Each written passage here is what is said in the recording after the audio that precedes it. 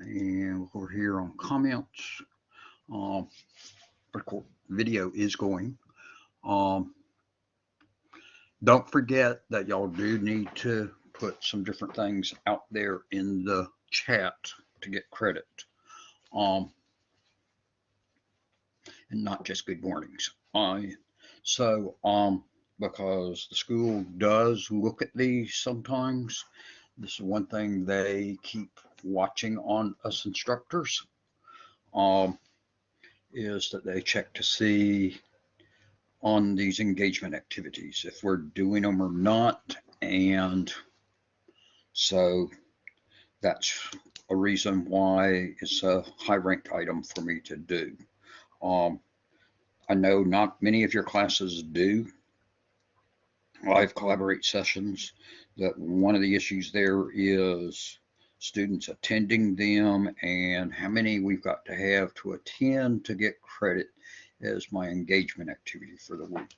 So I do 2 engagement activities every week, which makes my schedule a little busier. Because I have the live collaborate, because I think that is extremely helpful to a number of you.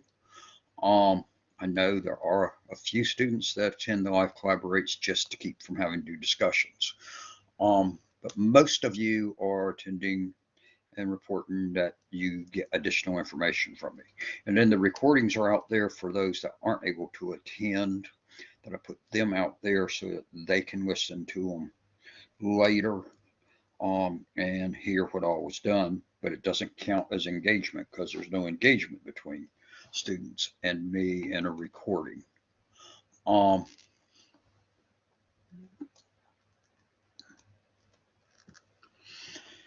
The problem with what Yellow Dig is, if we go to it, the way I'm understanding from several students that it's being used, it's not going to be used that way. It's not going to be open discussions or discuss anything. It will be back, the discussions in there will be just like we've been having in the Blackboard regularly. That there's going to be a subject every week and that you'll have to post and post replies. It's just Yellow Dig will make it easier on the instructor to not have to um, count on all of those, but I'm not sure how that's going to exactly work in terms of where what we have to post off of it. Whether they, because they is not being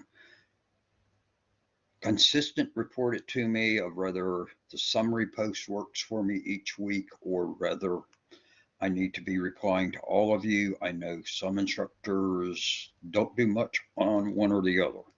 Um, and I have been told at times that I need to be replying to every student's initial post. And I've also been told I need to do summary posts, and that works. So I'm not exactly sure what the rules are. Likewise on Collaborate. So with the Yellow Dig, from my understanding of it, y'all, it is one that will keep track of different things and hopefully make it a little easier in terms of having to do as much engagement activities so they'll measure them better. But exactly how they will implement it when they actually put it in practice at the school, I don't know, because those of you using Yellow Dig right now, you are in a pilot project of where they are testing it and seeing how it works, and then they'll make a decision whether to buy the program or not, which will be a fair expense on it, and to go to using it. So we'll see. Um, and I've heard faculty members say it's going to do a huge amount of decreasing. Um, and then a lot of the videos I've got out there, other than the Collaborate ones, um, are ones that I recorded. Most of them in the past. Well, they are all in the past, but some of them fairly distant in the past because some of them are back from the early 2000s. But the OSI model, TCP/IP model, subnetting, number systems are still the same thing as they were back then. And actually, I gave y'all a newer number system, one that I use to teach instructors. So hopefully those are helpful to y'all. The older ones, I did spend more time on because back then I was told that I needed to have titles on them. and that they also need it broken down into small pieces for you to download and use as podcast type approach on it. And so that they needed to be in 10-minute segments. So that's why you see them both as a full hour and then in 10-minute segments, whereas today our equipment's supposed to be able to handle, and our internet connections handle, pulling down an hour video or more. So I don't break them up nowadays. And I'm not been putting title slides and stuff onto them either. When they were broken up, that was much more critical because you need to know if you had opened up part 2 when you hadn't read part 1, watched part 1. All right, we're on chapter modules 25 and 26 this week. Next week will be the last Collaborate session for this semester, next Tuesday. The following week, we only have 3 days of class time, Monday, Tuesday, Wednesday. And so everything that you're going to turn in, except your final exams, have to be completed by May the 4th. And that's a Wednesday. And I'm not going to be taking stuff after that date. Finals, you have until May the 5th to turn in. Your final exam, the one that is in a question format, like your test, and it's basically twice as long as your test and covers the entire course. So it will be somewhere around 50 or so questions, where your regular tests are supposed to be around somewhere around 25 questions, although I know Cisco doesn't know how to count very well, which y'all have figured out from that along the way. Both of those will be due on Thursday, May the 5th. The final lab is available now. So I've already got it available for you where you can go ahead and work on it. And you're going through and doing some stuff on your virtual machines and then answering questions about it. That is out there with information in Blackboard, and I think you have to pull it down from NetAcad. But I get mixed up between this class and the 2451 class, so I'm not going to say definitely about how NetAcad plays into it. But it is available out there now, and you can get the information in Blackboard. If you go to the final thing in Blackboard that says final week, and it's actually the last chapter and final week, that you can get that information. The final exam will be available on Saturday, May the 30th. That's a week from this Saturday through Thursday, May the 5th. So you've got a lot of time to work on this one. Normally, I make finals available the Saturday before whatever is final exam day, which this year is on May 5th. That way, if the times you work on stuff and can work on stuff is on the weekend, you've got the weekend to work on it, and or that you've got some weekdays to work on too. Most of the time, that's usually just a couple of weekdays on there, but this time with that Thursday, it gives you almost a week to work on it. And graduation is that evening on May the 5th. I'm planning to be there. And then finals could be given on May 5th or May 6th, so that's considered a final exam day too. But for my online classes, I use the first day as my point of reference.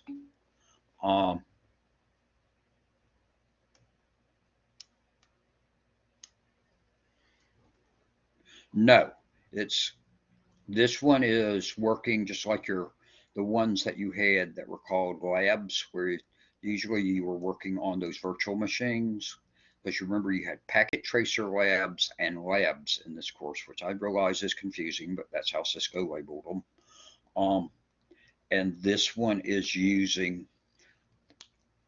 doing it in the lab format. And so they have you doing stuff on the virtual machines, going out and doing something. I believe it's an attack, if I remember right, but I haven't looked at it in a couple of weeks, so not exact on that one. Let me flip over to Blackboard real quick and look and see what we got there.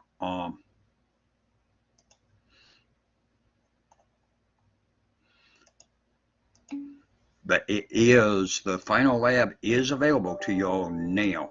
It's in Module 28 and Finals. And you don't have any lab to do in Module 28. I do have an error down there, which I'll have to remove, because 28 is, I'm going to have to check these dates on that in a second. Oh,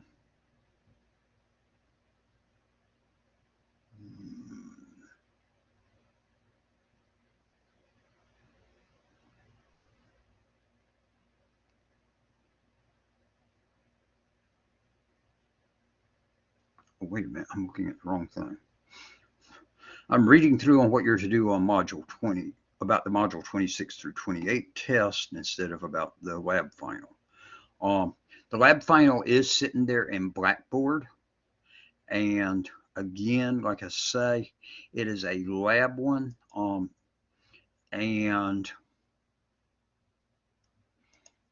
it is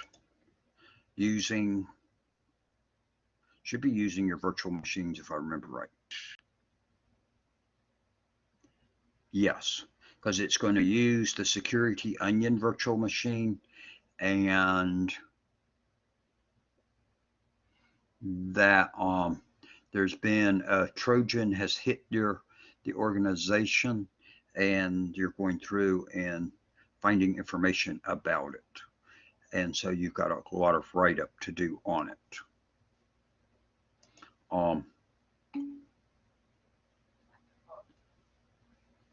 And in this case, as opposed to all of your labs all along, I've told you to put them in a blank Word document. This one's got lots of space set aside for you to be answering each question. They intended it to be answered in the document. And y'all can actually type your answers in the lab assignment, which is a Word document, and put them in there and submit them. You don't have to put them in a separate Word document. And then you've got the final exam to do also, and that's out at Netiquette. All right. Let me look at the calendar real quick to make sure I know what's going on that one.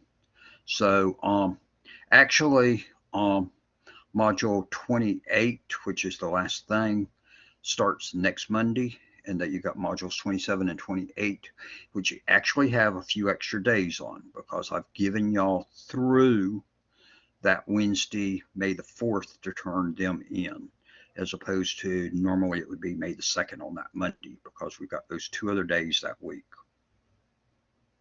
And then your finals are due by that Thursday. Don't forget, if you haven't done the Try Hack Me activity, you should have done it long before now, because it would have really been helpful for you back when I assigned it, when we were studying OSI and TCP IP models and stuff, and basic networking concepts. That is due next Saturday. And after that point, it will be subject to a wait on it. But nothing is accepted after May the 4th, except for those 2 finals. The other one is, remember that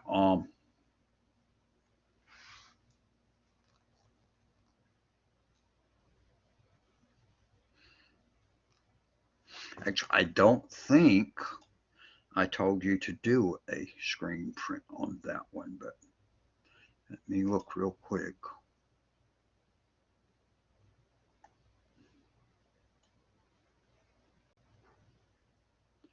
Yeah, at the bottom is what my directions are. Put a screen print of the program running at the bottom. So put it after everything else in that Word document. But that hasn't, where y'all put the screen prints has not been a concern of mine all semester, where you put them in your document. That y'all can put them wherever.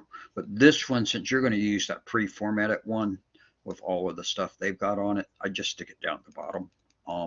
Some of y'all stick your screen prints in the other ones where you're doing it in a blank format with the questions, with the answers to the questions.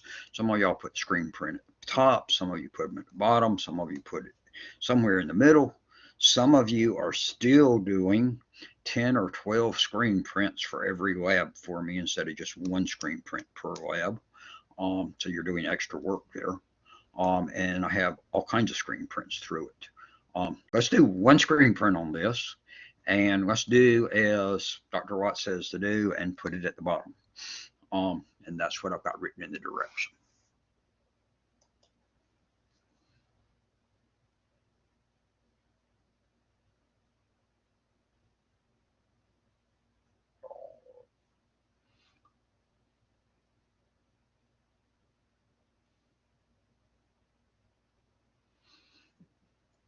So I'm looking back. Okay, so this one is not using Packet Tracer because this is not a Packet Tracer lab. This is just one of the labs. And remember, y'all had most of your labs actually in here this semester have been labs where you were using the virtual machines. The final is doing the same approach and using one of those two virtual machines. It's using the Security Onion virtual machine. And I think you use the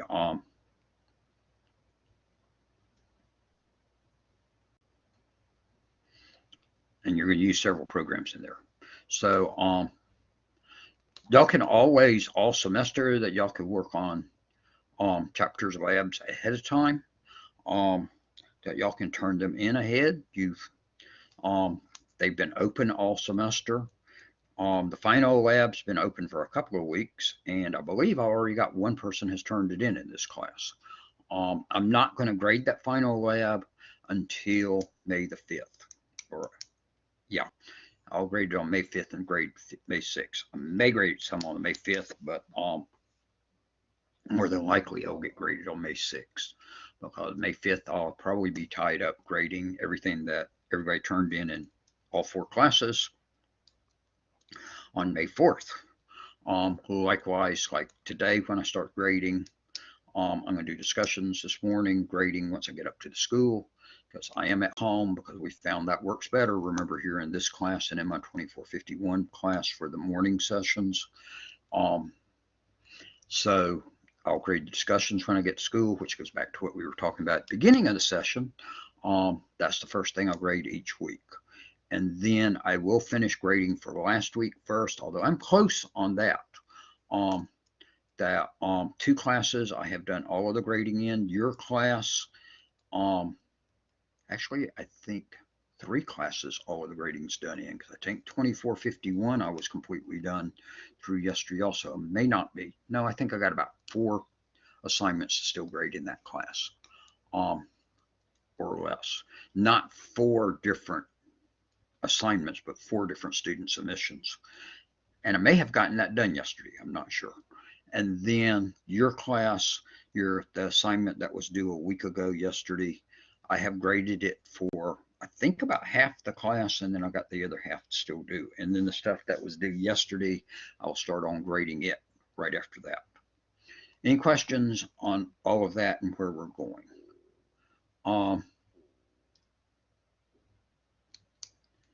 As far as the transferring grades, I've got to finish setting that up in both classes and Netacad, that I've got to set up the rest of the assignments in there. I think one of the 2 classes I've got a good number of them out there, and then I'll start transferring grades. I still was getting permission forms yesterday from people, and I sort of held off till there weren't many out there on that, because I have to do it by hand. I'm going to try to work on that definitely in the next couple of days. However, I'll give you this on my schedule for this week and for the beginning of next week. But I'm going to try to get that done this week. I had several things I had to do this weekend that had to be done first. One of them was, as y'all probably all know, income taxes were due yesterday, and I was not sent some of the information I needed to do mine until the beginning of April. and then getting that squeezed in. So I was having to work on that on Saturday, and that took most of my day Saturday. And then, but I did do some grading. I did answer emails. Um, and then I'm on another project that I'm trying to do that's helping me learn some more about security. That I'm doing something that's dealing with pen testing um, and learning on that. So I was dealing with that one. Um, Yesterday afternoon, the students in 2451 have had to do a cabling exercise for me.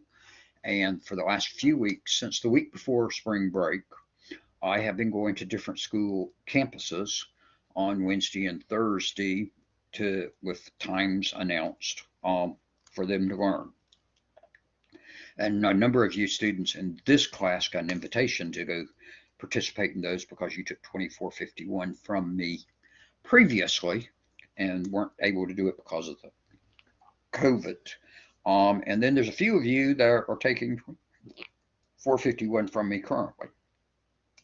I thought starting this week that would be all done, but I spent yesterday afternoon, evening at Whitfield Murray on that I had two students that needed to meet me over there then that they had hit problems on meeting with me previously. So from 3 till 8 o'clock last night, I was over there at Whitfield Murray. Actually, that includes my driving time over there, but I had to drive over there and then I had to drive back once I got through. So actually from 4 to 7, I was there. I did actually grade it, a couple of assignments in your class while I was there. So a couple of people more got done. So I will work on that when I get out of this. So as far as the transferring the grades, I'm trying to get started on that, but I think y'all probably need to know what grade you made on stuff out there, more important to me than me transferring. So hopefully today or tomorrow I can be working on transferring those grades. The other part is that works much easier for me at school with my dual monitors there that are beside each other. I do have the capability of doing a dual monitor here, but the problem is my two monitors are sitting behind each other, and so it's a little bit easier to me looking side to side, but this one's up there. Another one on Sunday was the church computer upgraded to Windows 11, that somebody told it to go ahead and upgrade to Windows 11 the end of last week, and I got there and that knocked off several things from working correctly because it changed settings on some stuff, and trying to get that to work drove me crazy to start off Sunday morning. So that then affected the rest of the day. We got it all working, but it was by the time the preacher got up there and started preaching that we got the last thing and could actually put it out on Facebook and record the service, and the radio station could get it also to be putting out there because they use our Facebook feed to put it on the radio. So that made for a crazy Easter morning. So we'll see what happens. As far as this week, where I was going to a couple of minutes ago, tomorrow morning I will be off campus with Leadership Walker again. We're doing our project at the library. We're fixing up the children's play area. That we're going to make it, put a tree in it, plant a tree, and we're going to put a couple of chalkboards there where they can draw on outside this outside area, right outside of the children's area in the library, fenced-in area that was built there for it, but nothing except a picnic table has ever been put there. We're going to put a tree there. We're going to put some musical instrument things along the fence and put some chalkboards for them. And we got to paint the chalkboards from what I understand, and we got to plant the tree, and then we got to hang the stuff up. So should only take a few hours in the morning. I'm supposed to be there at 8 a.m. And then once I get through with that, I'll run home, change clothes, depending on how dirty I get, maybe take a shower also, and then go to school and then work the rest of the day. Thursday, I may be off campus Thursday afternoon because I may head out to where I'm going to do something else, but I've got a meeting Thursday afternoon. Actually, I think I got a meeting tomorrow morning. I got to double check that again. With the state on curriculum updates, that I'm head of the networking committee, and I've been temporarily made head of the programming committee. And we're meeting, the networking committee actually met a year ago, that I had the committee meet a year ago, but all of the other areas haven't met since the pandemic. So they're starting to meet this week. And then May 5th, we have our general meeting of all instructors across the state, which will be virtual also. All these will be virtual. And so I'll have that mixed in there too on, I think, the afternoon of May the 5th. So that to fill in. The next Leadership Walker all day event will not affect my students because it's actually on the week we're out, that students are out for between the semesters there in May. And we only have a week then. So I've discovered I'm rather busy that week. All right. So let's glance real quick at what 25 and 26 are. At this point, y'all are getting the feel for all of this stuff. So 25,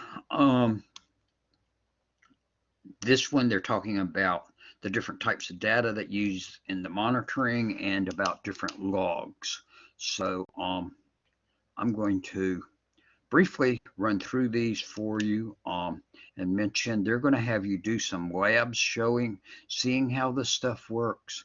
But there is alert data that you'll have different programs set up to send you alerts when stuff is not, when something, either stuff's not working as it should, or when something that's an anomaly comes through, something that's different than what the system's expecting and will tell you, or that it catches things if it is an IPS, removes, it'll send you an alert to tell you about that also. So you'll get lots of alerts. Those go into logs.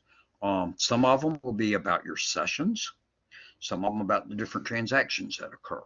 And they show you different ones on that. And you'll get alerts and they'll have logs on those. Some of the logs have a lot of stuff in them. You've got different programs you can run on these to get information out of them. Big thing to be aware of about logs is don't log too much stuff that you're never going to look at, but log enough stuff, because you can have a huge amount of logs that aren't ever used and then complicates things. Make sure you are logging things that are concerns to you. They talk about the Microsoft Windows logs and talk about some of those, that it has application logs, which are things that applications make a record of, system logs that the system keeps up with. So if you update a driver, or a driver has an issue or a process or whatever, it's there. Setup logs when you're installing software, and that includes installing updates to Windows. That goes in the setup logs, and that's recorded there. Security logs that are things that they consider security oriented. So like when there's a log on, it records it in there, and records other security type ones. And then it also has command line logs, which keeps track of what types of things are run at the CLI, the command line interface, because a lot of times a lot of your viruses and stuff will run themselves there. So it keeps track of those for you. So they go through and talk about those some. You can actually go in your machine and look at these, and then they talk about some that are on some other places. So do be aware of those. And then you can use some things like Splunk to actually go out and look at where threats come from. And you can see what areas of the world they're most coming in from, which you'll discover is actually the US, and where else they come from and where they're hitting it, and all kinds of information. There are also network logs that are maintained out there by different machines, and so they talk about those. TCP dump is a good way to analyze your packets that they mentioned to you, besides using Wireshark to do it. NetFlow is Cisco's tool to analyze your packets and stuff going through also. So they introduce those to you, and then they go through some others on those. They do mention to you also about next generation firewalls, which I don't like that name of that, and that they are working on how they check things on it, and that they work beyond. They're not just checking IP addresses and layer 4 port numbers, but they're checking other things too on it. So they're advanced on it. But when we come up with the next version of firewalls, the question is, what in the world are they going to call them, and how are we going to be aware they're different? Because we've already got next generation. So is that the next generation after the next generation? So that one I'm not real wild about. Palo Alto and Cisco firewalls are all next generation firewalls. So you will see that term used quite regularly. I'm not sure if, I think that was actually that was email coming in on me. So I don't know what all the beeps are always coming at me. And now I've got to find my correct spot across here again. There it is. So then in 26, so then you've got a couple of packet tracer assignments they'll have you do in 25 dealing with it. And I think there's also a lab in there dealing with it. 26 is how are you going to work with those alerts that you get. So they talk about next generation ones. Wait a minute, I'm in the wrong chapter. Still in 25, but 26 is looking at alerts and how are we going to deal with those alerts. Because those of you that have used the tabs over here on the side, that's the table of contents for the online material here at Etiquette. Sometimes it gets a little tricky trying to do it. So they talk about that you need to know where do the alerts come from, and then you're going to look at how are alerts classified. And like I already said, you can get alerts from all kinds of places, and they're going to have you deploy some with Security Onion on that, to be able to look at your different types of alerts. And they talk about how the Security Onion architecture looks at it and what the different programs are in Security Onion that you would look to look at those alerts that you've gotten and detect and such. So they're going to go through and take you some on that and analyzing them. They mention about the SQL. That one always, I don't like that name there because it sounds like SQL, the SQL. But there's Zeek and Wireshark and Kibana also as ones.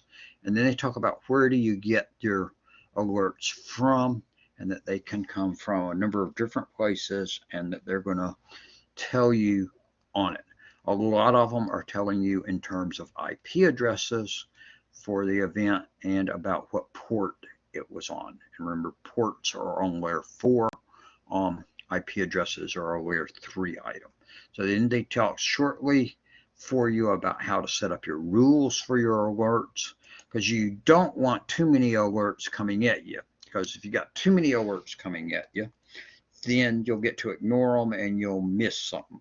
And there's been some big cyber attacks that have occurred that there was alerts sent out by the program, by the IT systems, programs and hardware, about things were going on, and nobody paid attention to the alerts because they were seeing all these different other alerts, and they just sort of ignored the alerts. And then there was a major cyber attack occurred on the organization. As a matter of fact, if I remember right, I think the Colonial Pipeline one fell into that situation also. So you want to be careful in terms of how many alerts you have coming at you. You also want to be aware of the false positives and false negative issue too of the different programs you're using. Do they have too many of those? So they take you through and show you in terms of those. They're going to have you do some stuff with Snort, which is a neat little program to evaluate these with, and that they're going to have you look at these in an overall approach on it. So you're going to get a little bit of experience on it too, but the whole big thing is managing your alerts so that you get the alerts you need. You don't get extra alerts you don't need that are just distractors, and that you have all the stuff set up to be monitoring for you. But remember, the computer's setting up to monitor. There's got to be humans to monitor what the computers are monitoring so that we can then take action.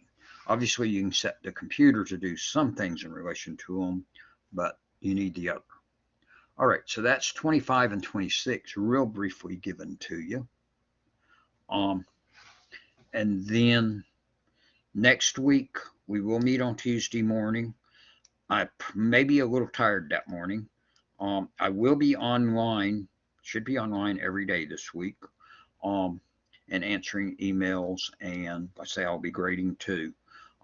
But Thursday afternoon, I may head out early. I'm not sure because now I've been told I have a meeting Thursday afternoon that's online, so I could stop on the road and do it on the phone, which I may do. Tonight, I've got my A+ training that I want to attend, but I don't know. I've got something else going on too, possibly. I missed last Thursday night, and I haven't had a chance to make that one up yet. And this Thursday night, I'm anticipating missing it, but I may not. Friday, I start Azure training for a few hours during the day.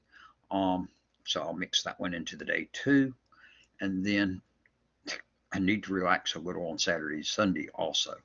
But I'll be doing the grading, and I'll start transferring grades. When I get the grades transferred, I will post an announcement out there about that.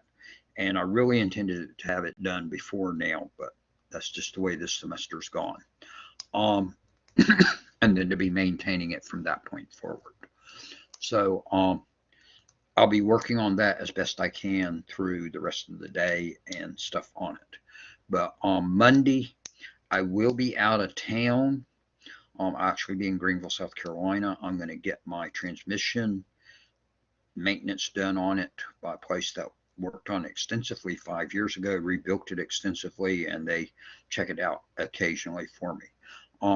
So I'm going to take my car over there on Monday for that, but I'm actually going to Greenville for another reason, so I'm combining trips. Monday night, I'm going to watch the Eagles with a friend of mine from college. He and I are going to see the Eagles perform there in Greenville. And then I'm intending to drive back home after the concert back over to here, and then be up Tuesday morning to meet with y'all. If I don't drive back, I'll still be online at 10 o'clock next Tuesday morning to meet with y'all also. If any of you are in either of my Monday classes and you missed yesterday, and I will post this out there, I am moving Monday Collaborate sessions next week to Wednesday. Next week will be the last discussion and the last Collaborate session. That following week, that's only 3 days, we won't have a Collaborate session that week, and which is the beginning of May. And there won't be a discussion assigned that week either. There will be a discussion, week 15 discussion, that will be due that Monday, but if you do the live Collaborate next week, obviously you don't have to do that one. So just be aware of that on scheduling, but I will be answering email every day, and even like when I'm getting the car worked on, they've got good internet in their office, and they've told me to use it before, and I have sat there and used it. It's just I'm not exactly sure how long I'll be there or anything else, and then how I'll be doing for the day. So that's where I've delayed my sessions to Wednesday from Monday, but Tuesday will be Tuesday. So I will be answering emails. I should be grading and stuff while I'm sitting there waiting for them as they work on my car. It's actually a Krispy Kreme store just down the street from them. And actually, when I get there that morning, I'll walk down there and get a donut first and walk back up and then start working on my stuff sitting there in their office area. So y'all have a good week. Weather should be improving now after a cold this morning and yesterday, because it was 37 degrees here in Lafayette this morning by my thermometer. And it's supposed to be warming on up, so we should have a comfortable rest of the time. Any other questions for me?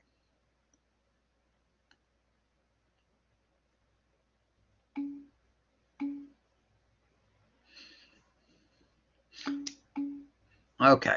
If not, I'm going to stop the recording. But remember, y'all can email me at any time, and I generally answer back emails pretty promptly within the day.